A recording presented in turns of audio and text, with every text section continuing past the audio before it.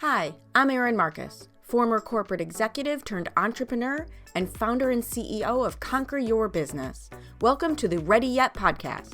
We're excited to bring you more than 100 episodes of interviews and insights designed to help entrepreneurs get the financial and emotional freedom they need in order to build a business and a life they're proud of.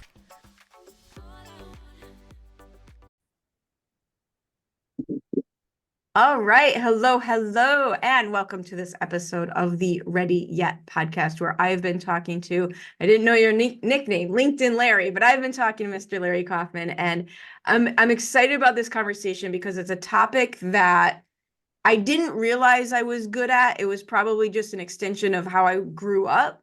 But now that I've put intention behind it as I've grown my business, but this idea of networking, of growing your network, there's so many amazing ways to do this now. We watch people do it wrong. I try to lead with empathy, not because they are jerks, but just because they don't know a better way, right? So I can't wait to give some specifics and learn more about you and how you do all this and how you came to be doing all this. So why don't you give everybody a bit of a formal introduction to who you are and what you do? So my name is Larry Kaufman. I'm here in the Chicago area. And what I do is I am a giver and a connector first and foremost. So I'm very focused. I guess you say it's like others focused. So I think about everybody else but myself. I'm always last. And I'm in a leadership position. I run the Midwest region, running sales and operations for Jefferson Wells, which is a manpower group company and brand. And I authored this lovely book behind me, the NCG Factor, about networking, connecting, giving, back in July of 2019. I'm a global speaker on my book, and you can see, yes, LinkedIn Larry, a name given to me many years ago. I don't pay for it. I hope LinkedIn won't charge me for it, but it seems Your to work. cease and desist letter is in the mail, It right? may be happening now, Erin, but hopefully it will stay. Thank you. So one of the things I want to point out that is so blaringly amazing to me, and it's a nuanced takeaway. You describe yourself, and I know it to be true, by the way, you're not just saying this, I know firsthand that it's true, as this giver, right? And you're in a top C-suite corporate position. And most people consider high level, I think too many people approach this, what I'm trying to say is, as if those two things were mutually exclusive. And I love proof positive that they go together. No, I'm not C-suite. I think I am. I think you are. I'm leadership suite. Works the same for me. But you get what I'm saying, right? I do. I think so many, now I do believe, and I understand that many jobs in many situations feel inherently competitive. They really do. I get it, right? There's 100 people on the team, 5 get promoted, 1 get promoted. I get it. But I don't think you have to, and again, you're proof positive that you don't have to approach everything as competition, as scarcity. And it can all still work really well. Yes, it can. Yes, it can. So how did that come to you? How did you figure that out? About the networking and being a connector, it wasn't on purpose. It was kind of an accident. So I think it was a meeting years ago with an attorney. So my friend Brenda Dunkinney, name may ring a bell, ultimate connector. She said, you got to meet this guy, Brian, who's an attorney. He just has a unique approach in how he fosters relationships.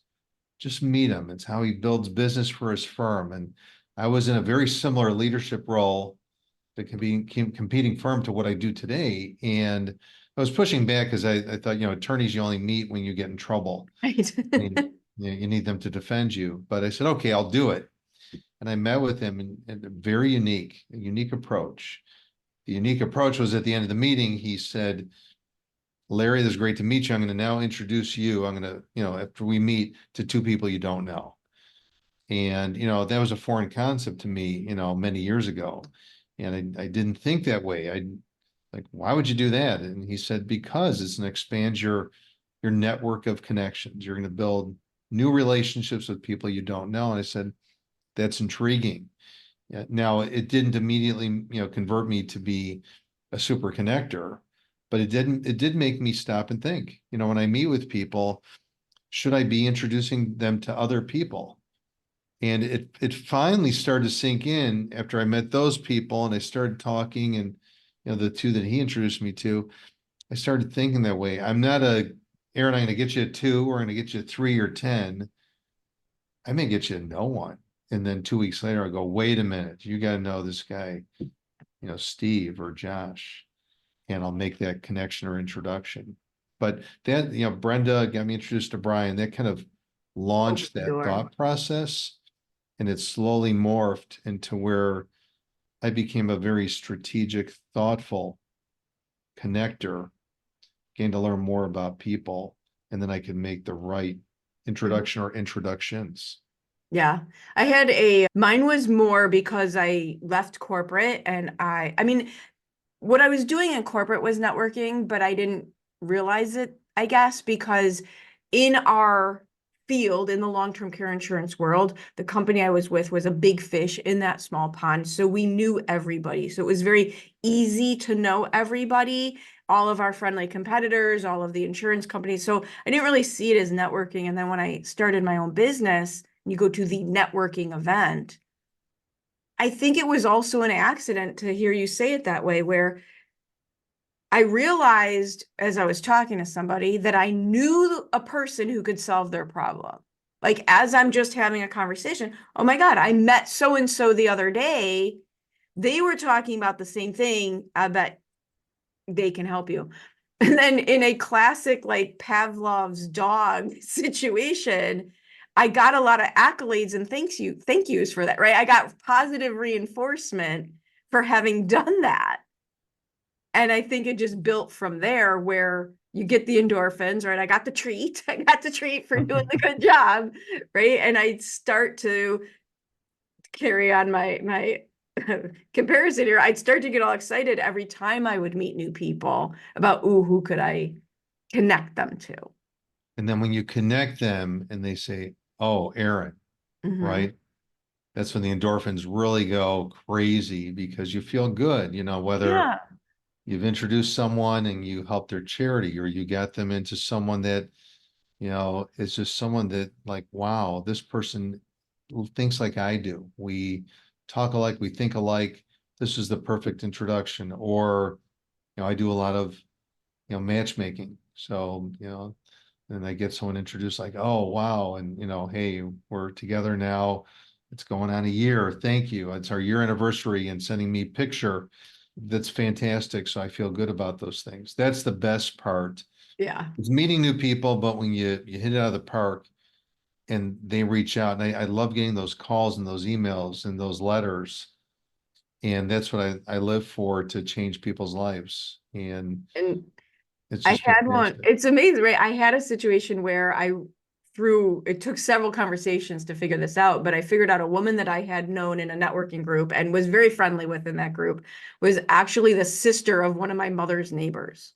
So it took a while to put those pieces together because I was not living anywhere near my mother at the time. And I was ended up able to get her daughter an internship with the company my ex-boyfriend was working at, which was a very difficult internship to land. I mean, but if you just start thinking, how can I be of service? Like, so many of us run around saying we want to help people. This is, to me, one of the easiest ways to help people. It's just right there available to you. Well, and I know you have like a lot of, small business owners that listen, and, hey, we're so busy, we're working 50, 60-hour work weeks, but those relationships you foster, and it could be with your clients. And like you said, maybe you help out your client's child get an internship. Well, you now have a client for life. But if you do it authentically, Yeah. and so I think the more that we learn about people, we ask more questions instead of trying to sell what we do. We learn about people's needs, and whether it's health, love, business, or other, that's how we can be helpful and become more authentic connectors that transform people's lives. So you keep saying authentic. I 100% agree with you. If you come with, I always say it's your underlying intentions are what will get you into trouble, right? Because if you say one thing, but your come from energy is different, that incongruity, people just feel it.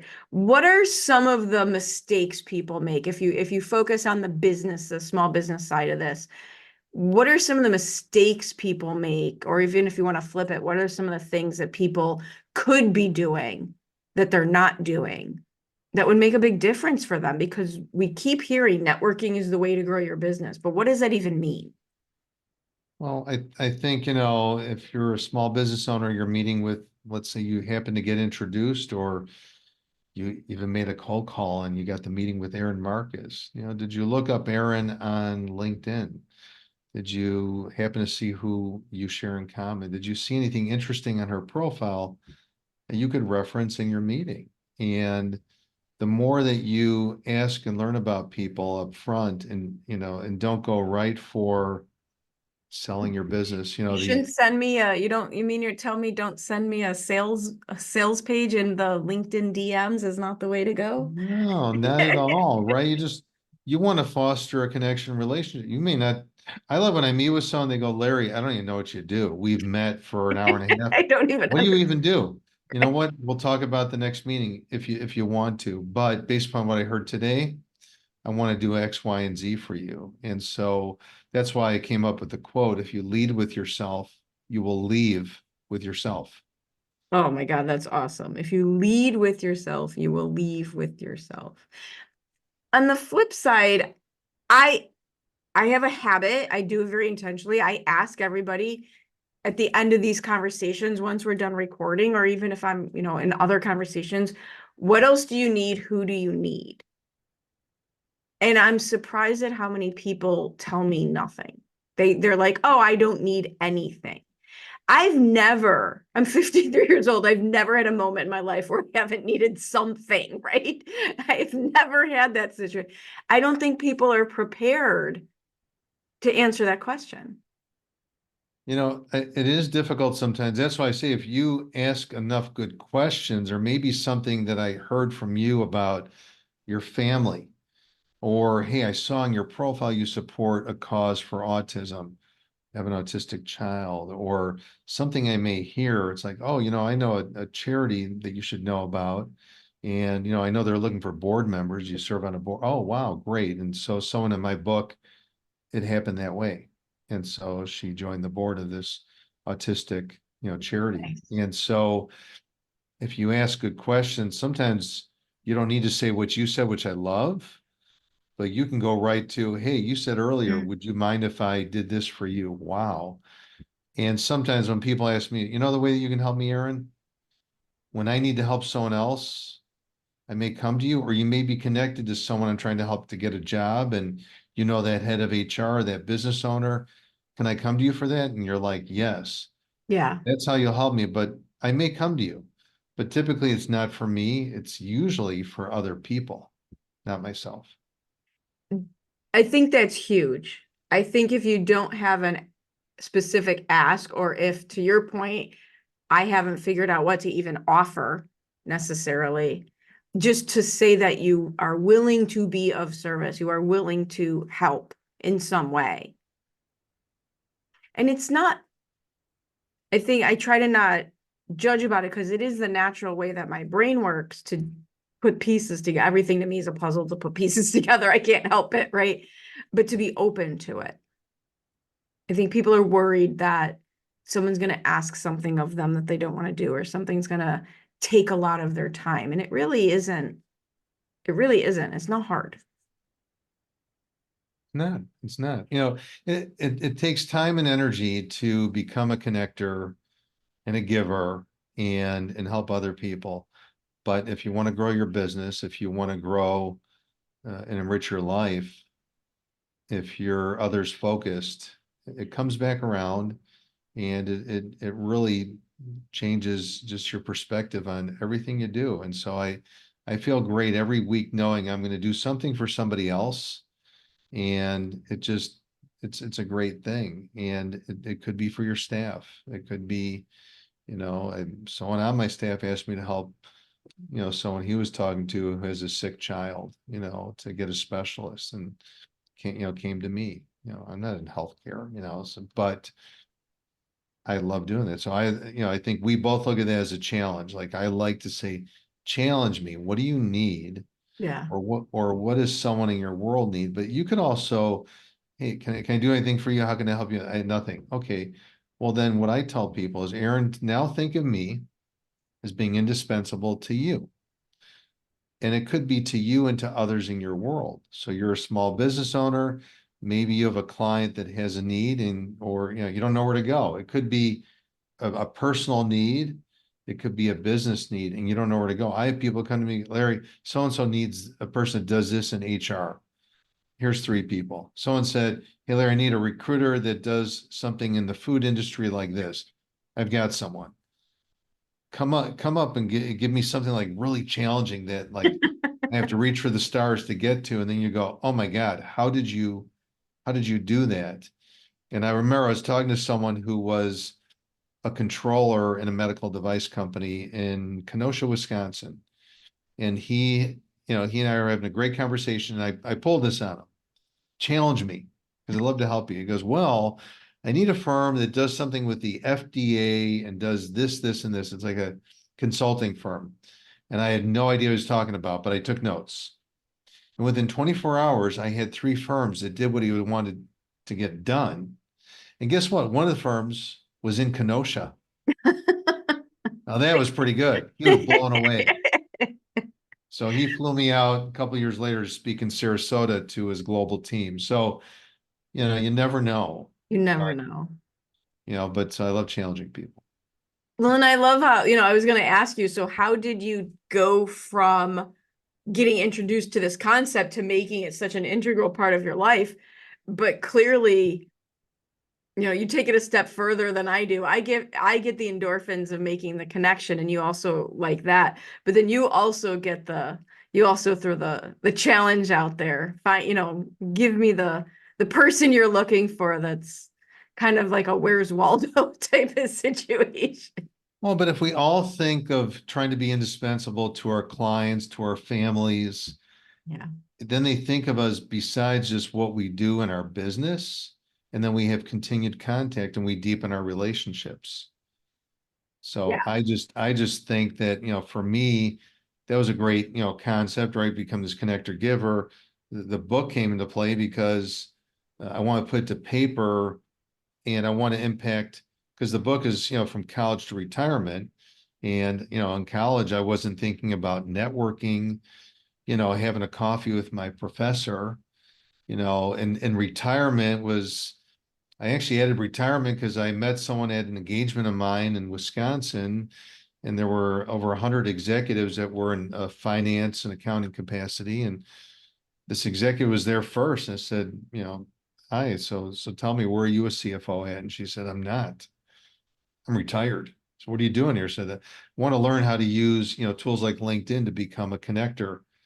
Because, as we get older too, well, we have children, they have children, right? We have grandkids, and they actually grow up, and they may go to school, and they may need a job. And boy, grandpa or grandma could help out. Never thought of that. Great. I don't want to be called grandpa, but that old guy with the bloodline, he's very connected. Can he help make an intro? Yes. And so I love it. Sometimes I help people, and they'll be like, hey, they got to do it themselves. I'm like, well, if I have that network of relationships, let me help them, because, not a lot of people helped me early on, and I could have Right. used it. Well, right. And it's not like you're doing it for them. It's opening doors. It's not guaranteeing anything. That's right. And this is all, you've used LinkedIn, and it's the way I've used podcasting. Most of last year, my primary source of networking was trading podcast platforms. I would be on their show, they would be on my show. And it's my world in 1 year became massively international just from doing that. That's awesome. And it's unbelievable who I've gotten to meet and help and interact with, and they've helped me. And it is one thing I love about, the modern world, the way we do things now. That's just crazy. It's just crazy even a few years ago to think that not only is it possible, but it's the norm. I To love it. be, yeah, to be close friends and have clients all over the world and never having to leave, never having to put on actual pants, right? Well, we're some pants. We're some pants, especially now here, right? It's freezing. Yes. So what's next for you? Where do you take this? I get this feeling from you that like this is a journey for you, not just a thing you do. Well, I love spreading the word. I spread it within my profession with the people that we deal with, the executives. I do it with How the, is it received? I'm curious, how is it received? it's received well because what I speak on is more developmental, right? That those soft skills versus, I'm in kind of an accounting, finance, risk and compliance world, but I can't talk at a technical level, but all those folks in that space need to refine and sharpen their skills and how they interact with their peer group if they're in leadership. I've done a lot of emerging leader programs and Mm. but I've done down to interns, and so I think it's really applicable, but people need those soft skills, how to build internal relationships at your company, external, and it's just a different way to network. And because we're virtual more so than not, you could do more of this. And then when you add LinkedIn, it Yeah. becomes, a great way to really interact with people and walk in knowing more about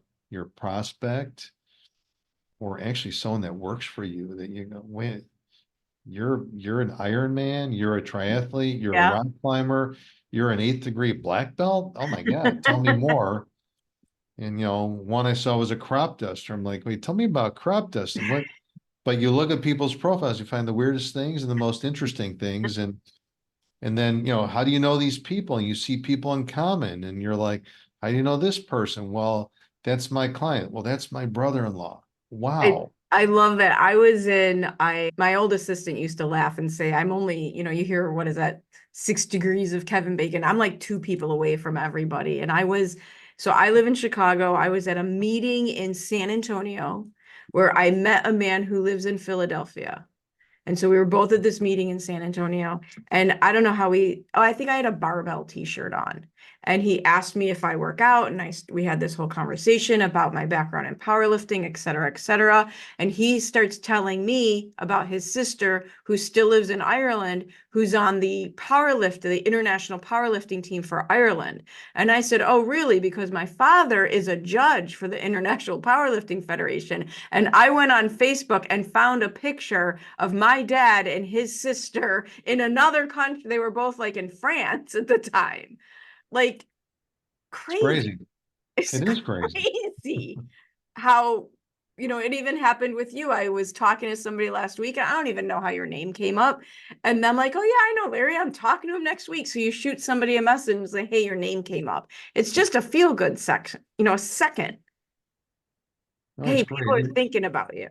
Well, I think the commonality of things you like, your interests, and so I show a lot of folks that are in college and actually mid and later career, like on LinkedIn, how you could find, power lifters who went to your university Right? who live in Chicago, right? It's probably a very small It's group, probably like but three of us, right? but Especially but then by you go, okay, globally, who are those folks? And these would be people I'd like to connect to. And so I help people understand how you could filter LinkedIn where you have commonality and broaden your network too with people who are like-minded. And so it's really powerful. But I love those stories. it's hysterical. Like, and it's working at the intersection where you have an activity that feels good and helps them. And then if you throw intention behind it and do it not just randomly, but as you're describing, with intention and parameters, it just becomes even more powerful. Totally. Nice. So if people want to continue this conversation with you, get a copy of your book, how do they get a hold of you? I'm assuming LinkedIn is one of the ways they can find you. You can probably find me on LinkedIn in Chicago, Larry Kaufman, all caps, Kaufman. Kaufman-larry.com is a website with some of the things I speak about. Of course, Amazon, .com to find the NCG Factor. And LinkedIn, like you said, that's where I'm at. That's where I spend a lot of my time.